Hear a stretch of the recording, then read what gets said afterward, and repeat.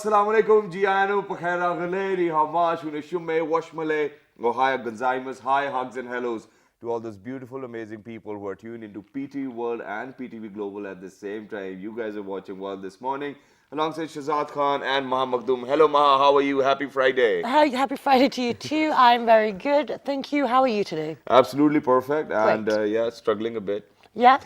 Well, it's almost you're almost at the end of your working week, so we're Yeah. almost there. But today we have a very interesting show for you today. Today is actually World Photo Day, Yeah. right? And Shazad, do you want to do the honors about it because I know you've done a lot of research. Yes, obviously I'll do a bit of thing about it as well, ladies and gentlemen. 177 years ago, the first image was created. It wasn't really captured. It was created. It might have been painted, sketched, or there might be other things to it as well. But within these 177 years, if you go back in time till 2016, I think there has been quite an evolution as well. Absolutely. So from sketching, there has been print media, then we have social media, then we have probably videos and then films and then video games, animations. There has been so many other things which just had to do a little with all of those images out there. Yeah, absolutely. And, it's really important to highlight these things because it's good to have this information and it's also good to realize how far we've progressed as human beings as well. Exactly. in our And then at technology. the same time, ladies and gentlemen, there are two important things to discuss today. The first one, obviously, is the photo day, but then the other one's like far more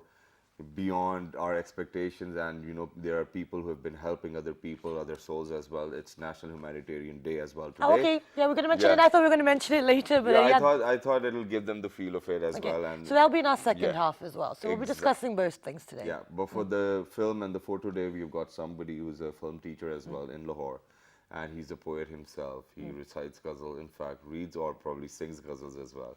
And he's none other than Mr. Ahmad Hamad. He's alongside us. Hello, assalamu alaikum. How are you? Walaikum assalam, I'm good, thank you. Thank you so very much for joining us. coming. And one last thing, he's also author of 5 poetry books as well. And we have also got his latest one, which will be coming out, and we will be discussing it during this segment. Yeah. So Shazad, you can ask the first. Yes, obviously, I'll get started. So, first of all, what do you have to say about knowing that it's a photo day, probably? Well, I am quite excited because it takes me to the past.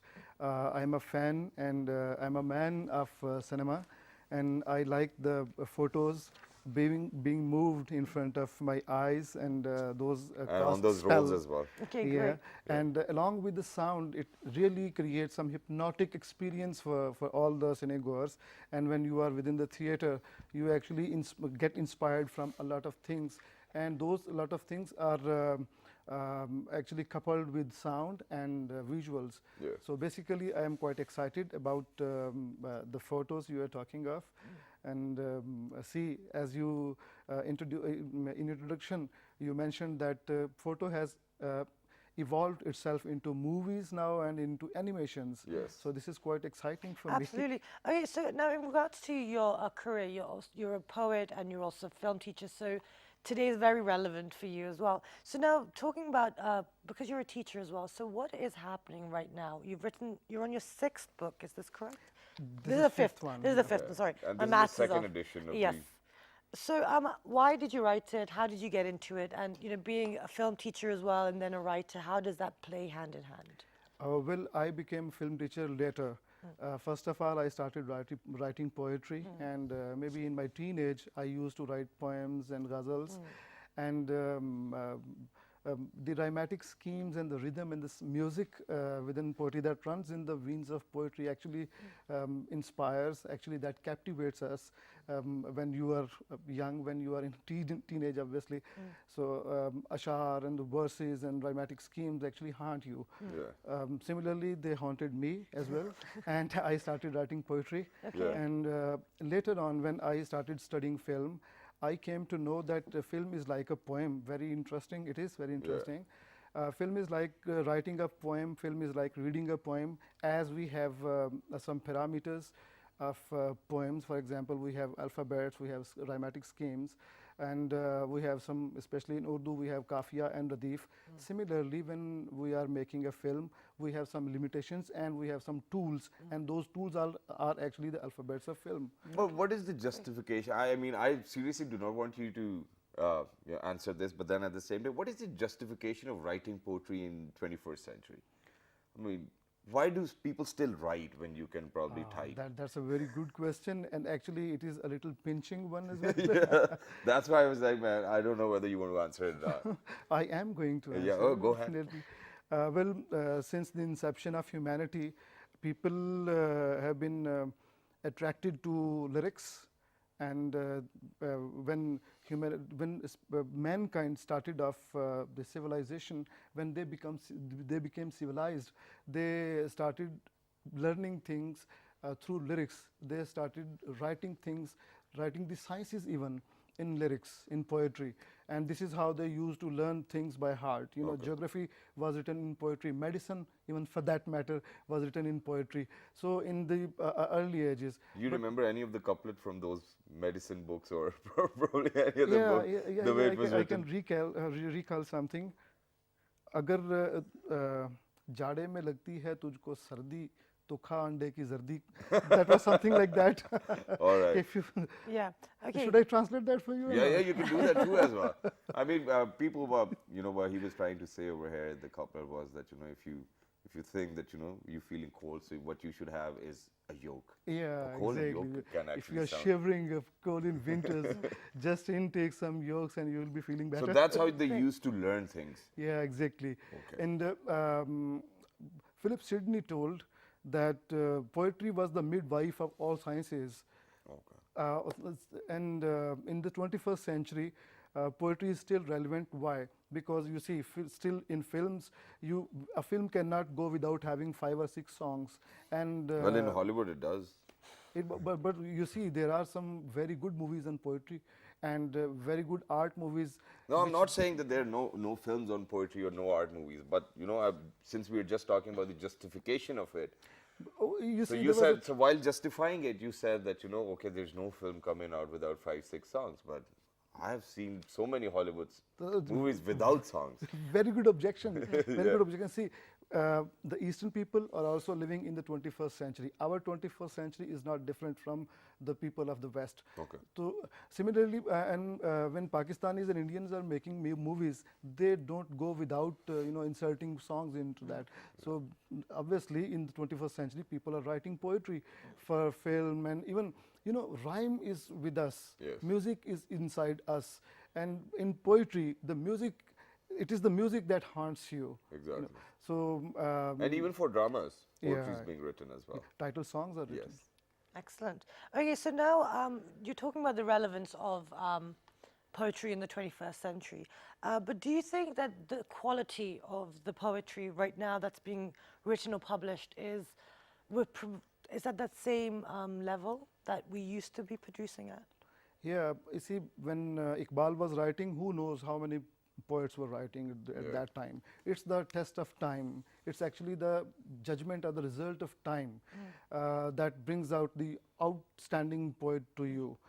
Similarly, we are writing, and who knows who will be the outstanding poet after You can 50 get a years rough and 60. idea, no? I mean, because if it's not good, it's not good. I mean, But they are writing in an excellent way. Okay. Believe me, I guarantee you, our people are writing phenomenal poetry. Okay, great. For example, Faiz Ahmad Faiz wrote excellent poetry, and he's been translated into so many languages. And Meera ji has been translated. Mijid Amjad is a wonderful poet. Exactly. And nowadays, people are writing excellent poetry, and those Nasir Ahmad Nasir is writing poetry. He's a living legend, and he's our contemporary, and he's writing excellent poetry, and that has been translated into various languages. Okay. So people are writing excellent poetry. Okay, but then, you know, they say that it's an era of fiction as well. So what do you think is the future of poetry?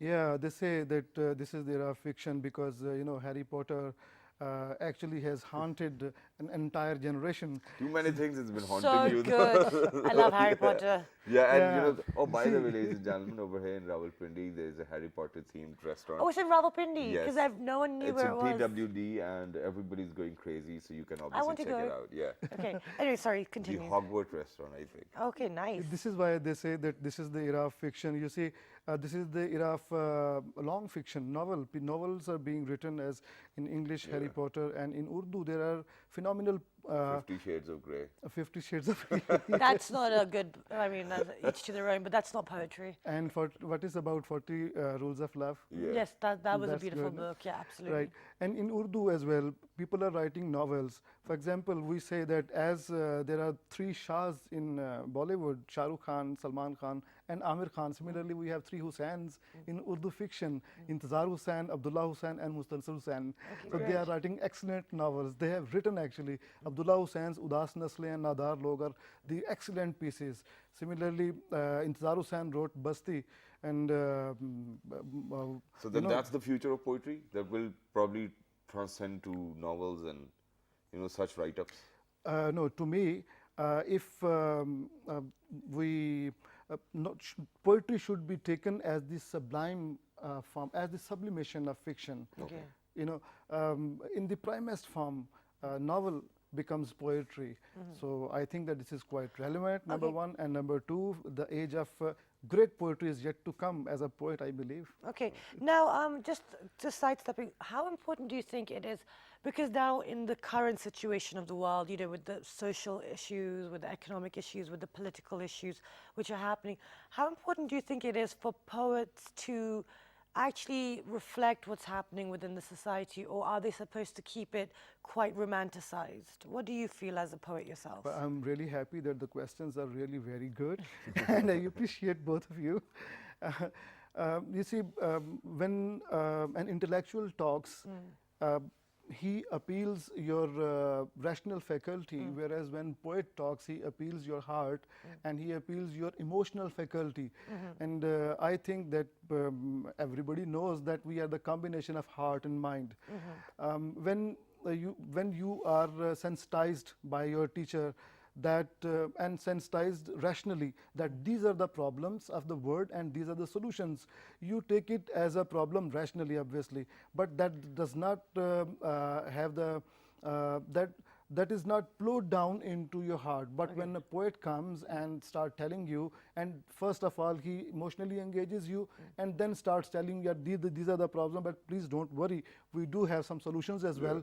Please take these solutions, and obviously you listen by heart because the poet addresses your heart, and obviously our emotions get engaged first and our rational capability comes follows Amazing. it. Okay, Amazing. great. And then that we've got a great heritage of poets as well and writers as well. But then at the same time, they say that the most important thing in a film is script, and script. So you guys being so amazing poets as well and then writers, why do you think that the scripts these days are not what we were expecting? Fortunately, it's not only the script that matters in a film.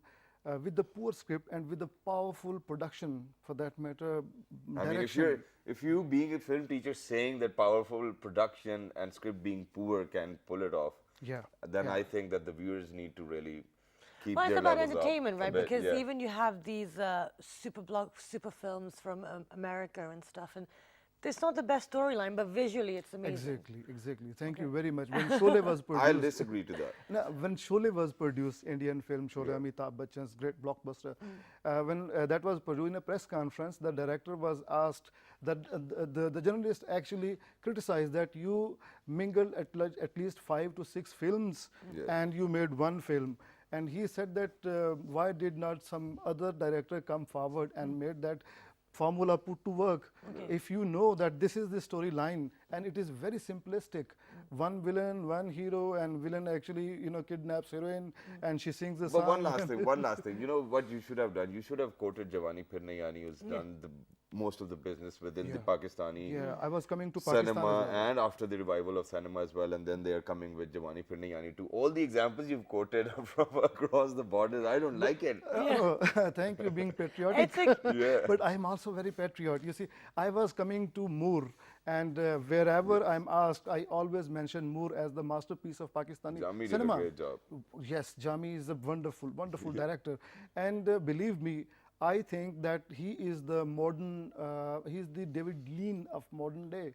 David Lean's Dr. Zhivago, you see the cinematography of that film will definitely inspire you. Absolutely. That will inspire you as brilliantly as Moore inspires you. Exactly, and it's a really good reflection of the potential that the Pakistani Exactly. cinema has. But we've actually run out of time. Thank you so much for being here today, and best of luck with the latest edition. Shazad, do you want to read it?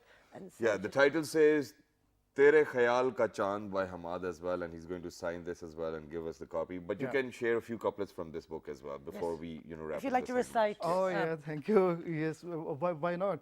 Go I ahead. would like to recite, well, without having any text in front of me. I can So you remember recite that for because you. you've written it. Yeah, go ahead. Yeah, ज़ात में तेरे बगैर ऐसा अधूरापन है, Aye. ज़ात में तेरे बगैर ऐसा अधूरापन है, कोई भी काम मुकम्मल नहीं होने पाता.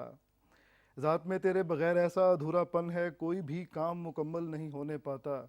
यूं तो अफसाने मोहब्बत के कहे जाता हूँ, यूं तो अफसाने मोहब्बत के कहे जाता हूँ, एक तेरा नाम मुकम्मल नहीं होने पाता. Hi, beautiful. That's amazing. And if you can translate it for our amazing people out there as well, so I think that'll be great. So I think of you. Well, I can translate, but I think that it will lose the essence as we were, talking off the screen. Anyhow, I try if we have time. Yeah, quickly. We need to quickly yeah. translate it. Yes. Okay. Zaat mein tere, without you, I feel hollow and I'm incomplete without you. And therefore, I leave things incomplete because I feel incomplete myself. Okay. Wow. Very nice. All Great. right. Thank you so much for your time, and best of luck with the poetry release. Okay, you. guys, we're going to go for a short break, and when you come back, as you mentioned at the beginning of the show, it is also World Humanitarian Day, so we will be discussing that with some wonderful guests in the studio. Stay tuned. Thank you.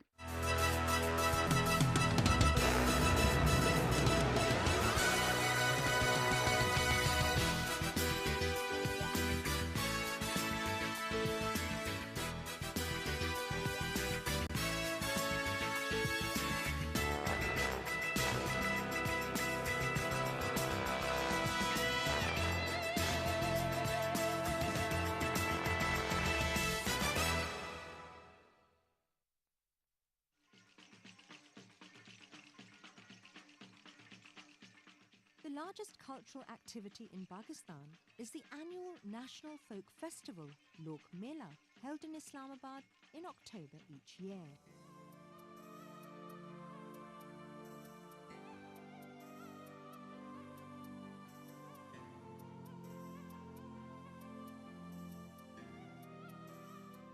Over the past 2 decades, this festival has taken on an international flavour, and more than 20 different countries have sent their artisans and performers to participate in the festival. Nationally, the festival has become a thing of pride for artisans and performers who come on their own to participate.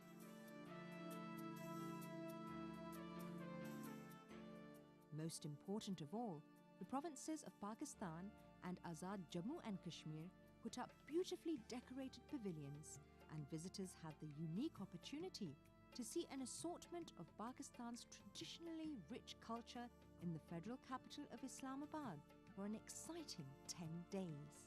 An exhibition of artisans at work under the banner of the Heritage Museum forms the core of this festival. Pavilions of each province depict their own regional culture and crafts. The Research and Media Centre of Lok Virsa arranges groups of dancers that perform all over the festival grounds, inviting visitors to join in, and in the evening arranges music concerts from all parts of Pakistan. This festival is a true depiction of the diversity found in Pakistani culture. Fairs and Festivals of Pakistan.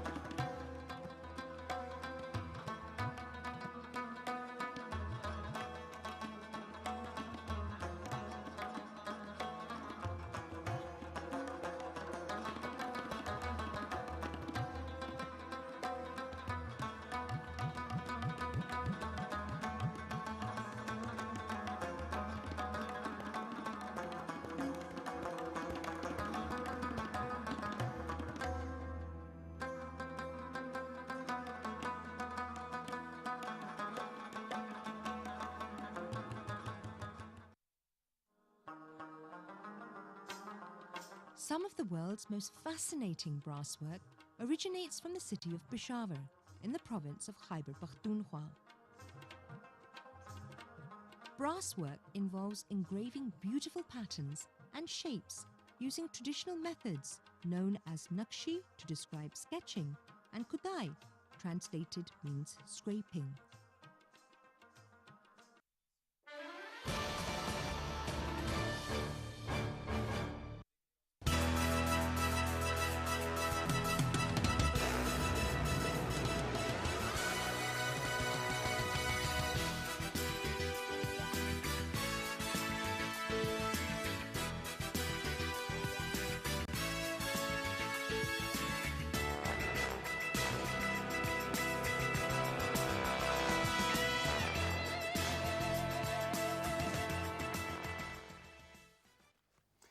All right, ladies and gentlemen, welcome back for everyone who's tuned into PT World and PTV Global at the same time. My name is Shahzad Khan, and with me I have Mohammad Maktoum. You guys are watching World this morning.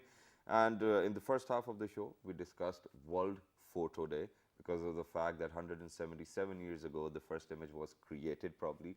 But now I think we'll move on with our other segment, and we even mentioned that it's World Humanitarian Day today with the theme One Humanity, which means that the humanitarian standards needs to be, universal. And then at the same time, all of those standards need to be the same wherever you might go. But then at the same time, there are other people who actually sacrifice their lives just to save the other lives out there as well, who were people in trouble. And I think this is a day which needs to mark that sacrifice as well. And we need to highlight and make you guys aware of what's happening in Pakistan and what's happening globally. Exactly, and I think just to add one more point on Shahzad, is right now in this current age and climate and this day, it's very important, especially with all the images that we're seeing all across the world, even within Pakistan, across the border, and I think majority of the world is suffering right now, and a lot of us are quite ignorant and don't have empathy with it. So it's very important to highlight what is happening, because at the end of the day, if we don't stick together, then we're going to destroy each other.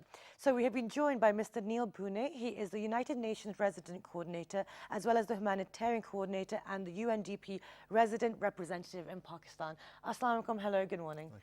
Thank you so much for joining us today.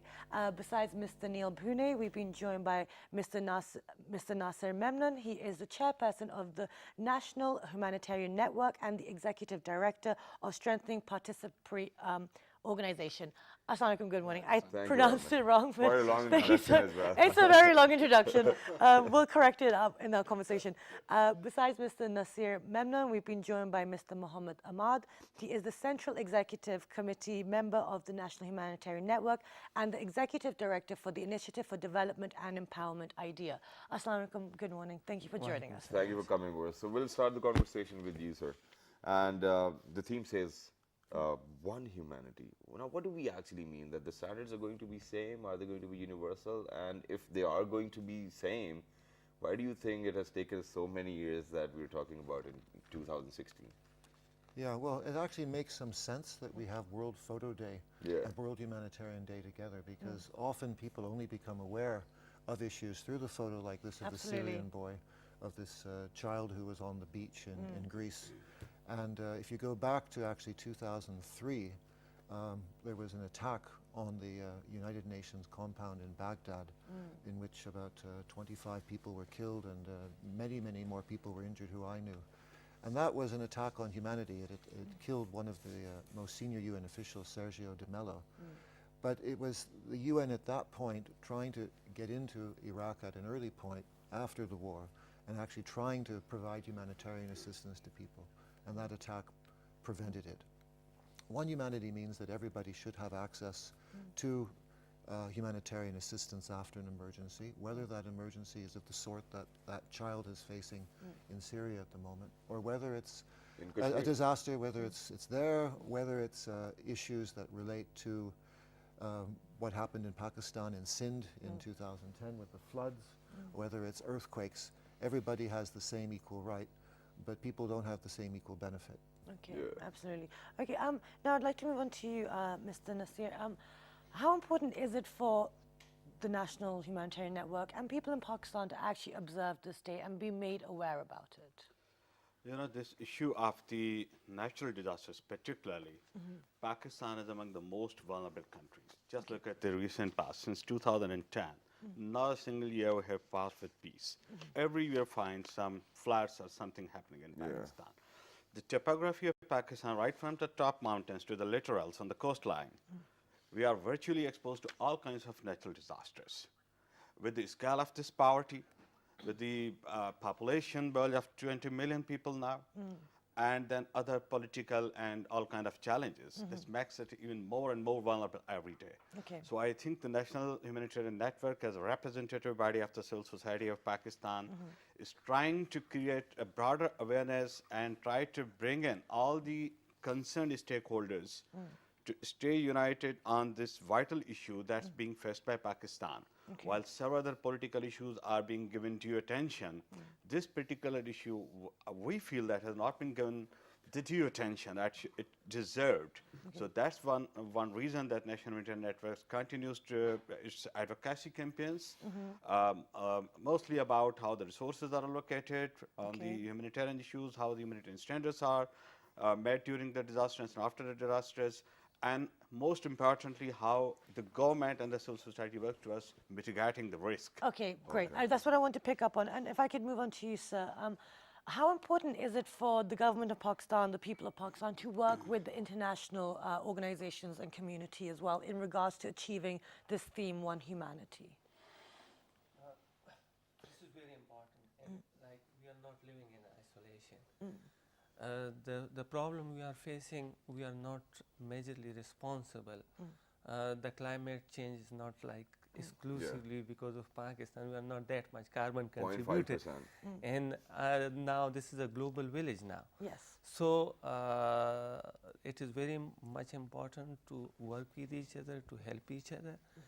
And that is the message of One Humanity, basically. Okay. We are not talking of the states, we are not talking of the region, we are talking of the globe. So But we if we're need to talking about the globe itself, then why do you think that we have been unable to help our Kashmiri brethren? I mean, then how do you think we're going to achieve One Humanity or people in Syria? I mean, how do you think we'll do that? Yeah, sometimes like the political priorities compromise the humanitarian principle. And as we are observing this day to day, to highlight the humanitarian issue. Yeah. And we strongly urge and advocate for it that it should not be compromised anyway. Okay. So what are the core issues, sir, if I may ask you, and what do you think we need to subject to our efforts? Yeah, there just was a summit in Istanbul in June that Nasser and myself were at, the World Humanitarian Summit, along with General Baluch from the government and General Nawaz from the NDMA. And I think that highlighted the issues. A lot of it is about supporting local action better. A lot of it is about better financing from international cooperation. A lot of it is about, during war zones, having access more easily to people who are affected. And a lot of it is actually about more prevention. I mean, there's one element of World Humanitarian Day that relates to people affected by conflict, but it's important not to forget people affected by earthquakes, people affected by climate change. Exactly. And there's a lot that can be done to prevent that. And that's part of the message we try to get through. So it's a mixed message, but fundamentally it's about people getting assistance when a crisis happens. Okay, and now in regards to getting the people the assistance within a crisis, be it man-made or a natural disaster, what is happening within Pakistan? Because we have a lot of aid workers, and within the theme as well, it is about not just the people who are suffering, it's also the people who go out, like Shahzad mentioned, to help the people that are suffering. So what is the situation within Pakistan? Are we able to provide them that platform, that opportunity to go and give the assistance or not? I think Pakistan has learned a lot since the 2005 earthquake. That was our recent memories, worst humanitarian disaster that we faced. And in the back of that, we had now institutions. That's the National Disaster Management Authority. We have a Provincial Disaster Management Authority. They might have their own shortcomings, but at least now the government has a realization that Pakistan needs proper institutions. Civil society, in response to the 2005 earthquake and 2010 floods, organized itself through the forums like National Humanitarian Network, etc. But as I submitted that we have you know, there are variety of challenges that Pakistani society is facing. Response quality has improved if I compare with 2005. Okay. The risk mitigation is now one of the priorities that have been advocated again and again. And one most important pillar that is still a bit missing that we have been talking about and discussing and highlighting, that's the local government pillar. Because the first responders to any natural disasters or environment disasters are the local communities and the local institutions, namely the district disaster management authority. So we think over the period, obviously, in the middle of several turmoils, we hope that these institutions will get further strength. And with the passage of time, I trust that the Pakistani society will have a better response mechanism. Okay, but at the same time, we do have institutions like NDMA, National Disaster Management, and then we've got NHN. But then, why don't you think that we're working on that the floods should never ever come again? Why aren't we working on this aspect of life? Okay, we'll ask anybody who wants to answer Mr. this. Ahmad. Yeah, the point raised is very much important that we need to invest in preparedness basically. And it is said that like if you invest $1 in preparedness, it will save you 7 to 19 and 20 later on. And obviously many lives can be saved.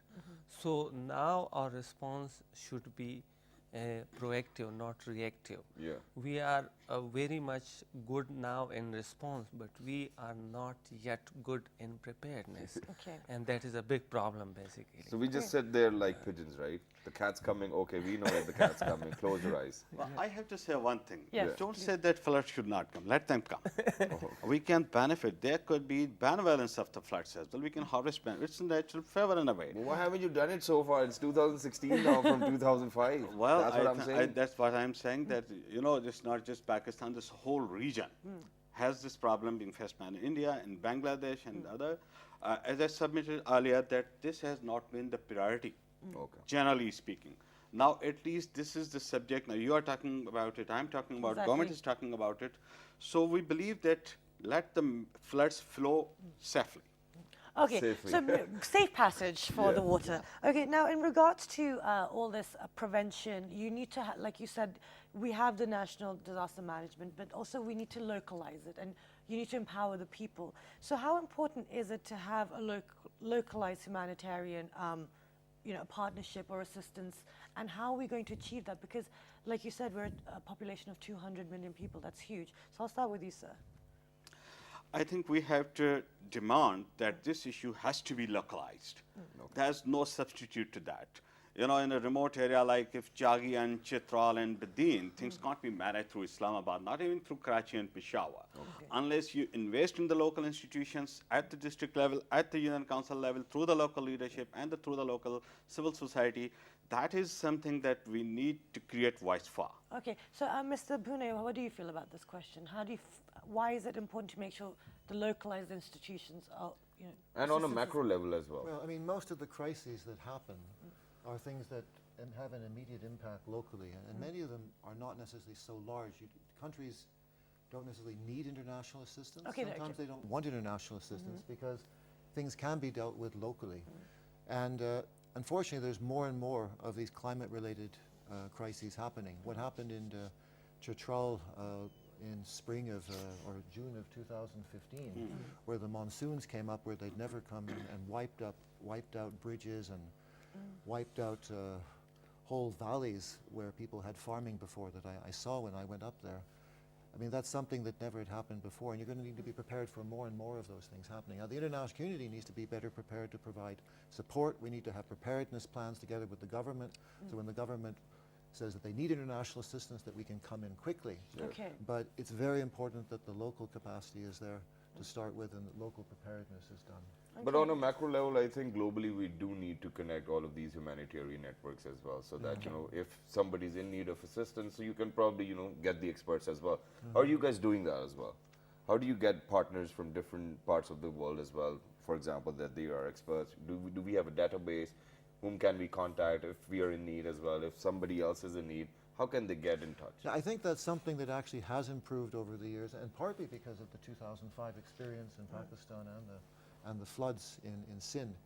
We have the Office of the Coordinator for Humanitarian Affairs that brings together all the different parts of the UN, and not just the UN, but international NGOs, the Red Crescent, Red Cross movement, people like Nasser and Ahmad.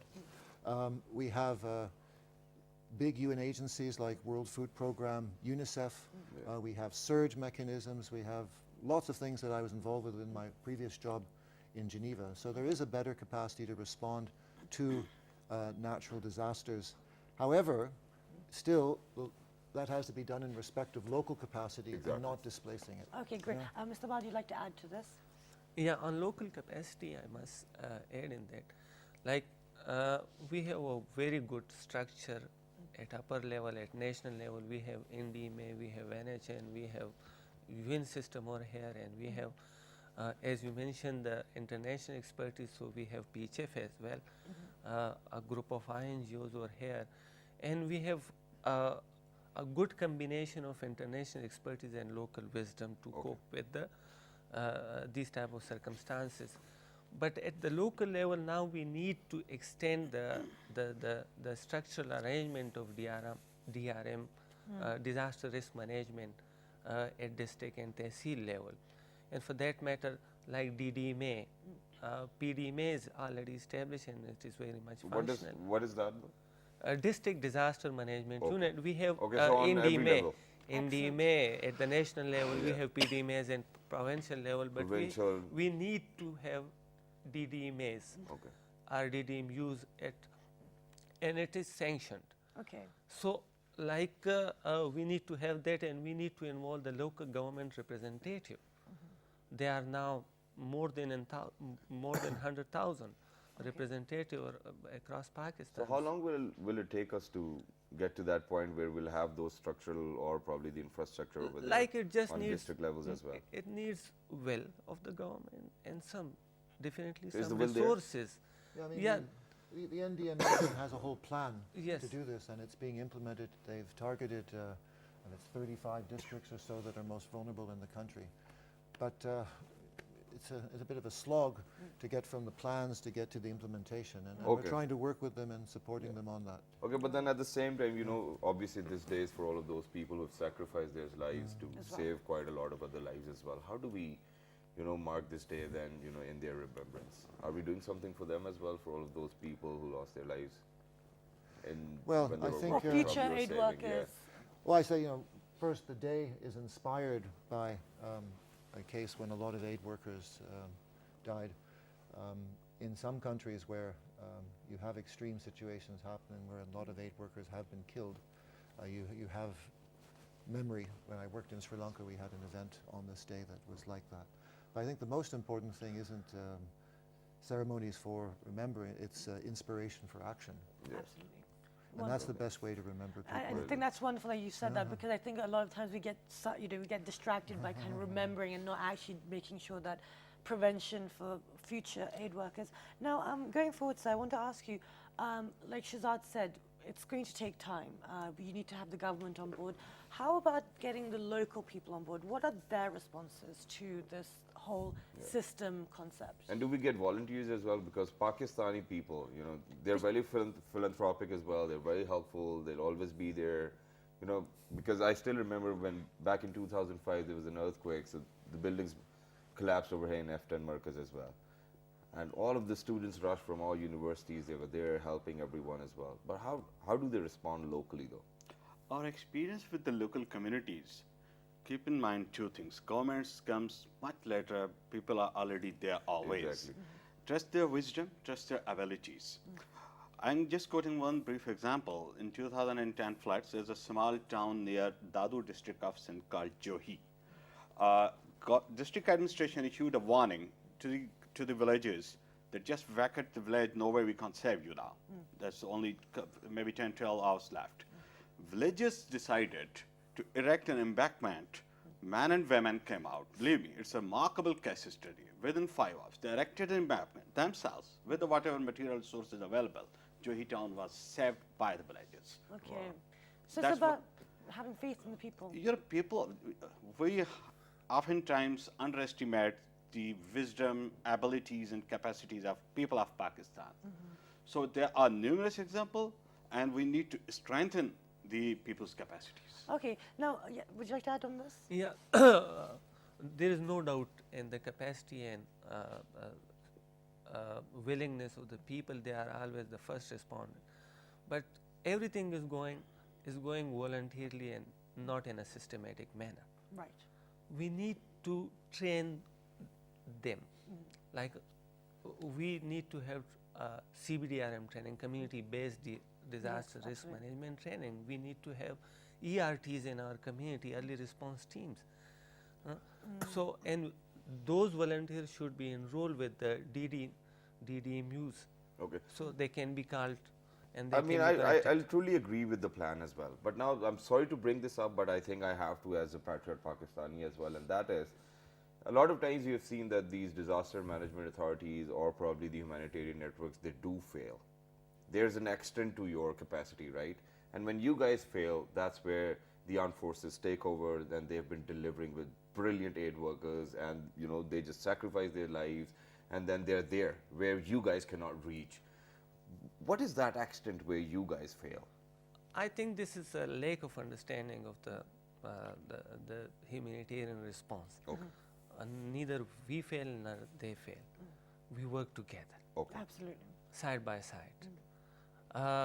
They have well-trained people, and they are very much good in first instance of the disaster. Exactly. And they have equipment as well with them. And they have quick response forces. And they as well. have quick response I mean, just to forces say and that this 2005 earthquake, which was horrific, but you know, since I've been working internationally, that was actually used as an example of best practice between a very strong response by the military, one that was led, which involved a lot of bravery, but strong cooperation with national Exactly. organizations and strong coordination with international partners. I think the Okay, best but, part is that you've actually clarified that Yeah. you know, we work together. Okay, so this is what I want to ask, because this is the you know, a perception that a lot of people actually have, that, you know, oh look, all this aid agencies, all the money's coming in, but it's not reaching the people.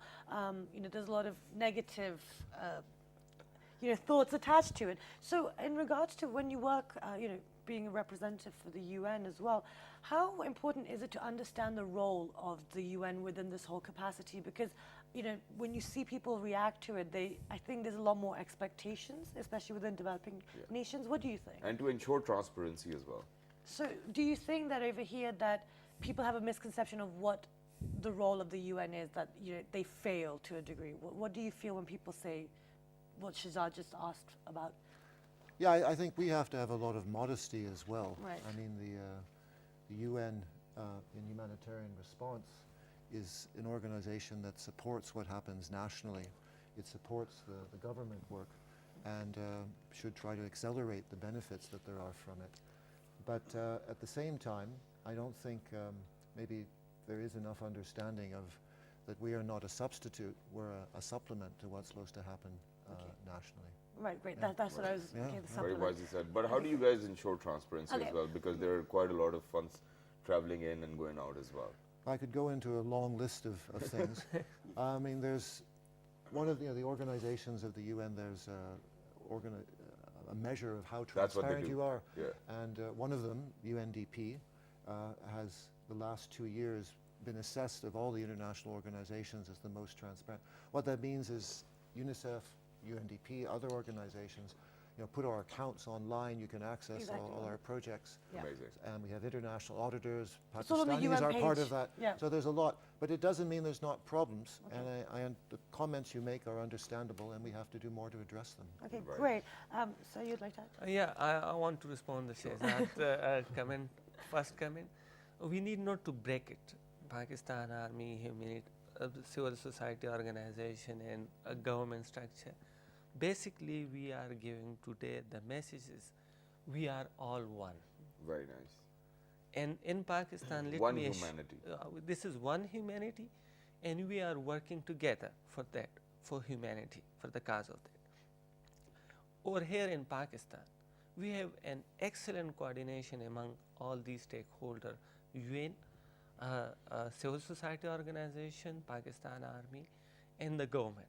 Yeah. And Pakistan Navy and Pakistan Air Force. Yeah. Everyone's a part of it. So, like, let me give you the example of FATA and KP. Like, we are working side by side and with the Pakistan Army, and we are delivering services, and they are. That's great. But now, you know, okay. Now, half of the time what happens is that we as anchor persons, we have to come up with points what people might have been thinking about. It's not that we are saying that this is what's happening, but we want you to clarify this. All of those other people who have a misconception of the idea.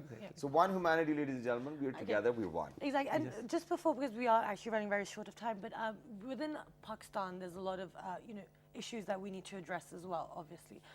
You know, we have our own refugee situation and everything like that. So in regards to that, what are the challenges and the hurdles or that Pakistan as a nation are facing that we need to now start addressing and really overcome? How are we repatriating them? No, I think that two broad streams of the humanitarian issues is one is the natural disasters, and I said the way Pakistan is located, its geographic, its topography, exposes us to the all variety of challenges. Yes. And second part is obviously the humanly induced challenges, which are at times political, at times apolitical. So I think that if I sum it up in brief words, that I think as a nation, as a country, we need to look towards one, risk reduction and a better preparedness. There's no substitute to that. Rather than reacting after the disaster occurs, better planning and responses and the preparedness is the real need. Prevention is better than Prevention is cure. better. A stitch in time saves nine. Yeah, exactly. Yeah, we That's what can it list is. off alone. Is there anything you would like to say, share on this stage? Like with on the refugees issue, we again reiterate that they should be repatriated voluntarily with dignity and respect, Amazing. Great. and with proper arrangement on both sides. Amazing. Wonderful. And so how will you wrap it up any for last us? words for World Humanitarian Day? I think there's a lot that Pakistan can actually offer the world from its own experience. I mean, the Pakistan military are active in peacekeeping, they're active in relief, and there's expertise from civil society. There's a lot of Pakistanis working internationally. So it's not just using Pakistan expertise within Pakistan, it's actually using Pakistan expertise to bring One That's Humanity in other countries around the And world. we'll definitely do that as Thank well. you so much. Thank you so much for Thank your you. time.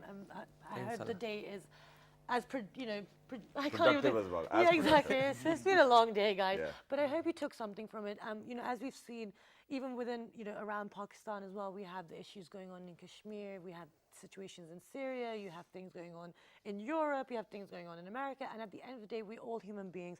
We all have feelings. We all have a right to humanity and to be Exactly. treated with respect and dignity. And just like the theme of the day, One Humanity, so the only key to the lock is unity. That's all about it. Don't forget to write to us on our Facebook fan page, which is with the name of, Well, this morning. on Twitter, Well, this morning without a G. on YouTube and Daily Motion. Well, this morning. And this fabulous repeat is going to be At at 5:11 p.m. Pakistani time. So if you're watching on global, it will be on some other time, depending on where you are in the country, in the So world. Till Sorry. the next time, look after yourselves. 1, 2, 3. Good morning.